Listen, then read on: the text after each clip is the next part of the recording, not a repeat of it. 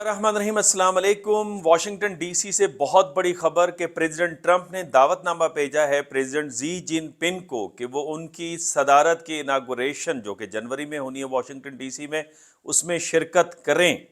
अब इसके हवाले से 10 इंपॉर्टेंट पॉइंट्स हैं जो मैं आपके साथ शेयर करना चाहता हूँ। पहला ये कि अनप्रेसिडेंटेड है इस तरह का दावतनामा। उसकी बहुत सारी वजूहात हैं। पहली वजह तो उसमें ये कि कभी भी फॉरेन लीडर्स इस तरह की सेरेमनी में शिरकत नहीं किया करते, तो ये पहली अपनी नोयत का एक दावतनामा नज़र आ रहा है। दूसरा ये कि बाय पार्टीजन कंसेंसस है अमेरिका में चाइना के ऊपर कि चाइना उभरता हुआ चैलेंज है, लिहाजा किसी भी सूरत में चाइना को रोकना चाहिए, लिहाजा उस हवाले से भी अनप्रेसिडेंटेड है। तीसरा ये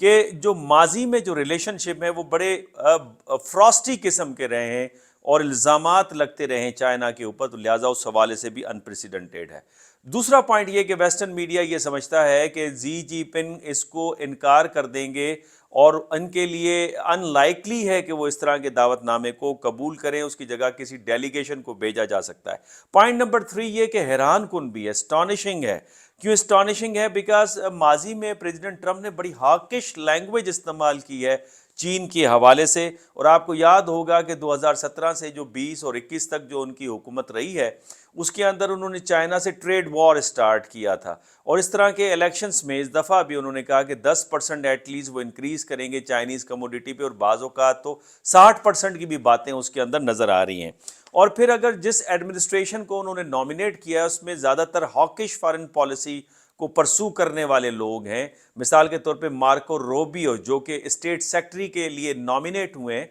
अगर उनकी लैंग्वेज सुने तो और माजी में उनका ट्रैक रिकॉर्ड देखें तो वो भी बड़े हॉकिश नज़र आते हैं चाइना के हवाले से। वो समझते हैं कि चाइना ने अमेरिकन टेक्नोलॉजी को चोरी करके अपनी इकोनॉमी को बिल्डअप किया है, और कोविड 19 का इल्ज़ाम भी चाइना के ऊपर लगाते रहे हैं। इसी वजह से 2020 में चाइना ने मार्को रूबियो के ऊपर सैंक्शंस आयद कर दिए थे। मेरा पॉइंट नंबर 4 ये है कि कैरोलाइन लेविट जो कि नॉमिनेटेड स्पोक्स पर्सन है प्रेसिडेंट ट्रंप की, वो ये जस्टिफाई करती हैं इस दावतनामे को, और वो उन्होंने इसको इस तरह से जस्टिफाई किया है कि प्रेसिडेंट ट्रंप अच्छे ताल्लुकात चाहते हैं, दोनों ममालिक के दरमियान में ताल्लुकात की मजबूती चाहते हैं, और दूसरे लफ्ज़ों में वो ये कहना चाहती हैं कि प्रेसिडेंट ट्रंप जो है ओपन डायलॉग के अंदर यकीन रखते हैं, चाहे वो अपना दोस्त है या मुखालिफ है या फिर कोई अलाय है, उस तीनों सूरतों में वो ओपन डायलॉग के अंदर अपने आप को यकीन रखते हैं ताकि उसके ज़रिए से बातों को आगे लेके जाया जाए। मेरा पॉइंट नंबर 5 ये है कि प्रेसिडेंट ट्रंप की अगर पर्सनालिटी के ट्रेड देखें जो कि बड़ा डोमिनेट नज़र आता है अमेरिकन फॉरेन पॉलिसी के अंदर, तो प्रेसिडेंट ट्रंप दोस्त को दुश्मन और दुश्मन को दोस्त करार देने की महारत रखते हैं, और माजी में भी एंटी अमेरिकन लीडर्स जैसे दुनिया में समझा जाता था अमेरिकन की तरफ से, उनसे जाके उन्होंने हाथ मिलाया। मिसाल के तौर पे किम जॉन जो नॉर्थ कोरिया के प्रेसिडेंट हैं उनसे जाके हाथ मिलाया, प्रेसिडेंट प्यूटन के साथ उनकी अच्छी बनती है, और अब प्रेसिडेंट जी को दावतनामा भेजना, तो एक कॉमन ट्रेंड नज़र आता है प्रेसिडेंट ट्रंप के बिहेवियर के अंदर, और उसकी बुनियादी वजह यह है कि प्रेसिडेंट ट्रंप कभी भी कन्वेंशनल पॉलिटिक्स नहीं करते, और हर वो लाइन को टो करते हैं जो अनकन्वेंशनल है, जो एंटी अमेरिकन इस्टेब्लिशमेंट है। मेरा पॉइंट नंबर 6 ये कि चाइनीज़ इसके ऊपर जो रिएक्शन है वो बड़ा कूल और काम है। हमेशा की तरह जो चाइना एक ओल्ड वाइज मैन की तरह जो अपने आप को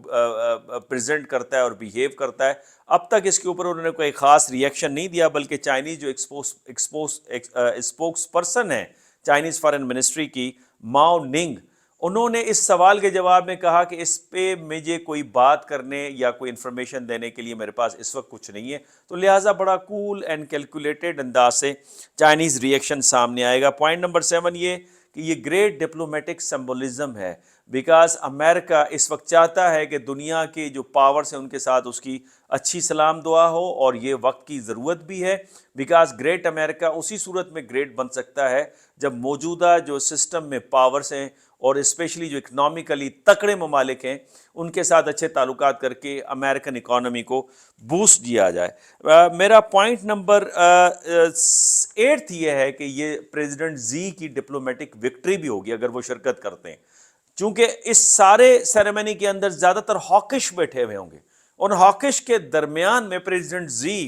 जो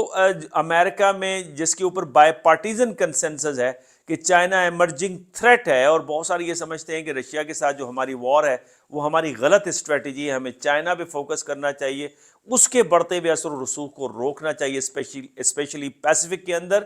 اٹلانٹک کی زیادہ پرواہ نہیں کرنی چاہیے بلکہ پیسفک کی کرنی چاہیے۔ تو میں یہ سمجھتا ہوں کہ اس حوالے سے اگر پریزیڈنٹ زی جا کے شرکت کریں، ان کو منگوایا جا رہا ہے، تو یہ ان کی ڈپلومیٹک وکٹری ہے۔ پوائنٹ نمبر 9 یہ ہے کہ یہ گلوبل پاورز جو ہیں، ہمیں یہ سمجھنا چاہیے کہ وہ کبھی بھی ہاٹ وار میں ایک دوسرے کے خلاف نہیں جاتے۔ ماضی میں سرد جنگ کے دوران بھی امریکہ اور سوویت یونین کے درمیان میں ایک ہاٹ لائن قائم تھی، اسپیسیفک کوآپریشن ہوتا تھا، سوئس کینال کا معاملہ ہو، تاشقند کا معاہدہ ہو، یا اور بہت سارے ایسے معاملے آپ کو نظر آتے ہیں جہاں اسپیسیفک کوآپریشن آپ کو نظر آتا ہے۔ اور پھر جارج آف کینن جس نے کولڈ وار کا آئیڈیا دیا تھا، کنٹینمنٹ پالیسی کا آئیڈیا دیا تھا، جو کہ بہت اچھے اسٹریٹجک تھنکر بھی تھے اور امریکہ کے سفیر بھی تھے اس وقت کریملن کے اندر، جب سوویت یونین دنیا کا دوسرا بڑا گلوبل ڈومیننٹ پاور سمجھا جاتا تھا۔ تو انہوں نے بھی کہا کہ سوویت یونین کے ساتھ ڈیل کرتے ہوئے آپ نے ذہن میں رکھنا ہے کہ وہ آخر پاور ہے، اس کی ناک زمین پر رگڑنے کی کوشش نہیں کرنا بلکہ ایک سیف راستہ آپ نے دینا ہے۔ تو یہاں پہ بھی دیکھیں کہ امریکہ اس کا مطلب تسلیم کرنا اس نے شروع کر دیا کہ چائنا ایک پاور ہے، اس کو ٹیکنیکلی ہمیں ہینڈل کرنا چاہیے۔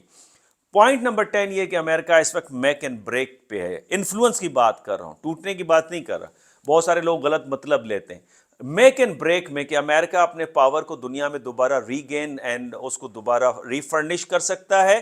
یا پھر غلط پالیسیز سے اور انٹاگونزم سے اپنے پاور اینڈ انفلوئنس کو ضائع کر سکتا ہے مڈل ایسٹ، افریقہ اور ایشیا کے اندر۔ تو لہٰذا بڑا ٹیکنیکلی امریکہ کو آگے چلنا ہوگا، اور یہ ڈیموکریٹس کا خاصا رہا ہے، ریپبلکنز کا نہیں۔ ان کا پالیسی میکنگ بڑا سمپل رہا ہے، ڈیموکریٹس بڑے سوچ سمجھ کے آگے چلتے ہیں۔ لیکن یہ عجیب بات ہے اور یہ معمولی ہے کہ اس وقت ریپبلکن پریزیڈنٹ ٹرمپ جو ہے وہ بڑے سوچ سمجھ کے آگے چلنا چاہ رہے ہیں۔ تو اگر اس ساری ڈیبیٹ کو آپ کنکلوڈ کریں تو 3 پوائنٹس میں آپ کے سامنے رکھوں گا۔ نمبر 1 یہ کہ امریکہ نے تسلیم کرنا شروع کر دیا ہے کہ چائنا اس وقت سسٹم میں پاور ہے، اور پاور کے ساتھ پاور اسٹیٹس کے مطابق ہی ڈیل کرنا چاہیے۔ اس سے پہلے چائنیز کہتے تھے کہ جناب ہم پاور ہیں اور ہمارے ساتھ پاور کی طرح ڈیل کریں، لیکن اب امریکہ نے اور پریزیڈنٹ ٹرمپ کے دعوت نامے نے یہ اندیا دیا ہے کہ امریکہ نے سمجھنا شروع کیا ہے کہ چائنا ایک پاور ہے۔ دوسرا یہ کہ تسلیم کیا ہے امریکہ نے کہ یہ ملٹی پولر ورلڈ ہے، جس میں امریکہ پہلے نمبر پہ، چائنا دوسرے نمبر پہ اور رشیا تیسرے نمبر پہ، لہٰذا چائنا کے ساتھ بنائے رکھنا چاہیے اگر آپ نے باقی چیزوں کو سیٹل ڈاؤن کرنا ہے۔ اور نمبر 3 یہ کہ یو ایس چائنا کو ٹیکنیکل انداز سے ڈیل کرنا چاہتا ہے، جو مجھے سمجھ آ رہی ہے، اور یہی بات کشور محبوبانی نے کئی دفعہ امریکنز کو سجیشن دی ہے کہ چائنا جائنٹ ہے اور ڈریگن جاگ گیا ہے اور ویسٹ سونے لگا ہے، تو لہٰذا ٹیکنیکلی اس کے ساتھ چلیں، اس کے ساتھ اینٹاگونزم اور کولڈ وار ٹائپ مینٹیلٹی کو لے کے آگے نہ چلیں۔ آپ کے کمنٹس کا انتظار رہے گا۔ اللہ حافظ۔